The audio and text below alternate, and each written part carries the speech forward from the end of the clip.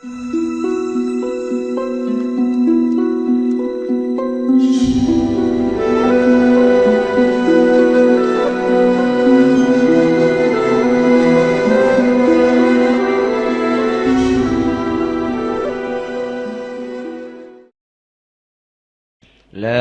ilaha illallah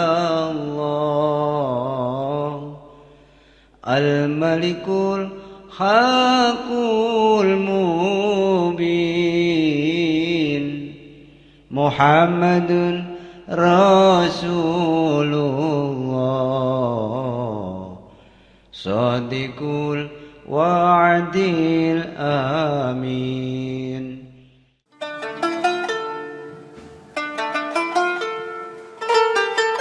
Nama Kiai Haji Wahab Hasbullah dan Jam'iyah Nahdlatul Ulama bagaikan dua sisi mata uang yang tidak pernah terpisahkan. Perannya sangat sentral dalam proses berdirinya Jam'iyah Nahdlatul Ulama.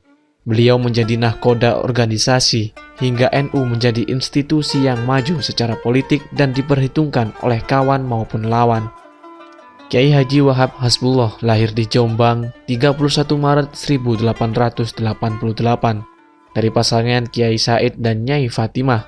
Sang ayah adalah pengasuh pondok pesantren Bahrul Ulum Tambak Beras Jombang. Pendidikan masa kanak-kanak ditempuh di sejumlah pesantren di Jawa Timur, antara lain pesantren Langitan Tuban, pesantren Mojosari Nganjuk, Tawangsari Surabaya, pesantren Bangkalan Madura, dan pesantren Tebu Ireng Jombang. Selepas dari pesantren di Tanah Jawa, tahun 1910, Kiai Haji Wahab muda melanjutkan pelajaran ke Makkah.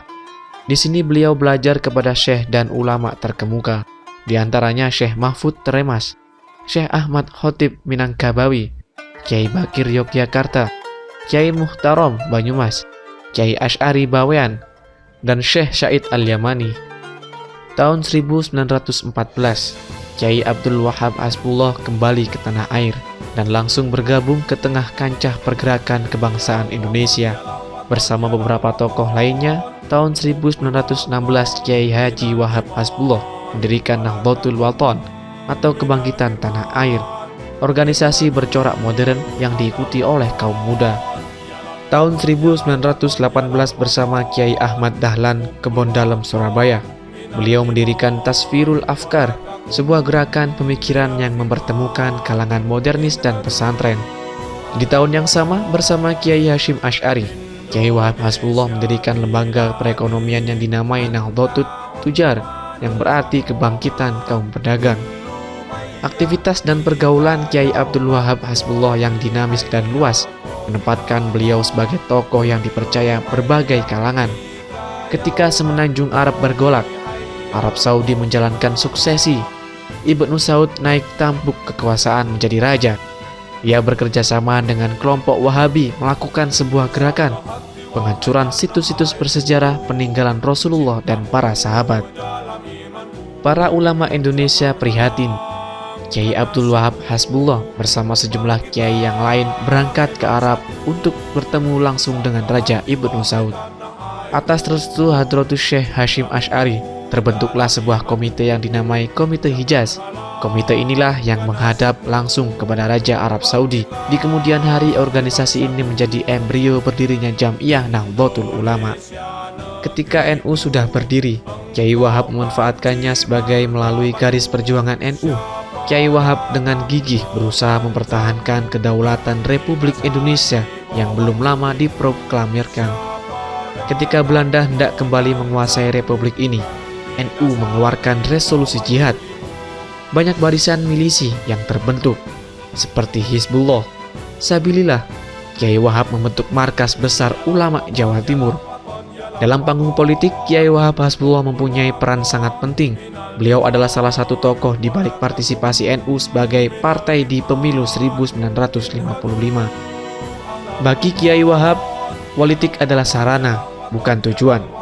Dalam konteks ini, pilihan untuk masuk dalam barisan yang mendukung pemerintahan yang sah untuk menghindari perpecahan negara kesatuan Republik Indonesia. Pertimbangan politik Kiai Wahab bukan hitam putih. Semangat menjaga keutuhan dan persatuan negara Indonesia harus diperjuangkan terus-menerus. Dalam Muktamar NU tahun 1984, diputuskan bahwa Republik Indonesia sudah final dan Pancasila sebagai dasar negara harus diterima oleh seluruh komponen bangsa. Tahun 2014 pemerintah mengukuhkan Kiai Abdul Wahab Hasbullah sebagai pahlawan nasional. Sepanjang hayatnya beliau mencurahkan perhatian dan khidmatnya kepada Jam'iyah Nahdlatul Ulama dan bangsa Indonesia. Kiai Wahab Hasbullah adalah teladan umat. Pribadinya mulia, ilmunya menggapai awan, dan kecintaannya kepada agama dan bangsa tidak mungkin ditawar. Kehidupan menjadi pelajaran sepanjang masa, baik sebagai pribadi muslim yang teguh bersama maupun sebagai anak bangsa yang mencintai negerinya. Nasibmu, bangkitlah hai bangsaku, Indonesia negeriku, engkau panji martabatku, siapa